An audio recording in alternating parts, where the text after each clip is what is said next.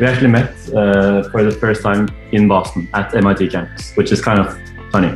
During our studies at MIT, the COVID pandemic broke out, and there were huge problems with the supply chain, especially in Scandinavia, where the district hospitals didn't test for COVID during the weekends and many weekdays because they were lacking the logistics.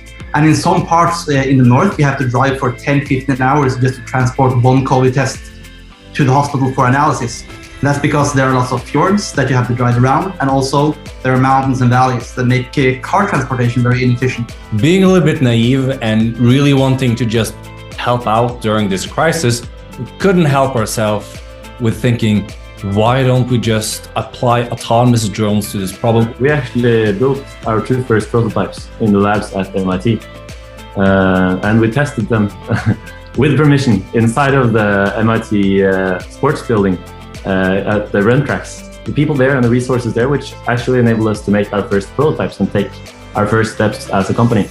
And we didn't at that point know what the company would grow to be. So since the beginning in 2020, the company has grown from 3 to 20 employees. We raised more than $3 million. We've conducted more than 20 commercial contracts in Norway, Sweden, Finland, Germany, and the Netherlands, in addition to flying more than 40,000 kilometers. So this makes Aviant among the leading companies in Europe when it comes to autonomous drone logistics.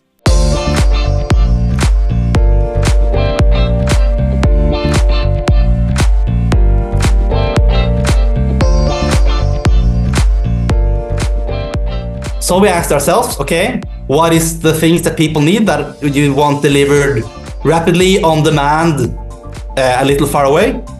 Obviously, people living in city centers already have it, but there are so many people that live outside and they just don't have the option to get things delivered, like DoorDash or Amazon Prime. It's a big market. It's a very risky market to go for, high risk, high reward. But sort of like with the medical delivery, you know, if we feel like some people might think we're not able to do it, then we really, really want to show them. So we said, okay, we're doing it, we're taking this market. So we pivoted to focus on home delivery. Everyone I talk to is like, this is the future. So we raised a seed round from the Norwegian Postal Service and venture capital in Sweden of $2.3 million, in addition to $1 million in support from the Norwegian government to go after this idea.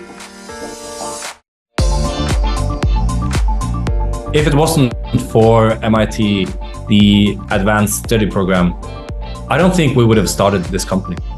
We met because of the ASP program, and we got inspired through the opportunity offered by the ASP program to start the company. We had a choice in the beginning to use gasoline drones.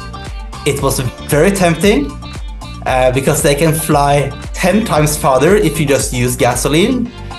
But we came from MIT, we worked on, climate-related problems. We just couldn't look ourselves in the mirrors if we used gasoline-driven drones. So we chose to go for the electric path, and that's now paid off. Going to MIT with professional education, it's not just about taking a few classes. So it's about becoming a part of I'll say one of the smartest communities in the world. Like, that's sort of a lifelong benefit that you maybe don't really consider before going there.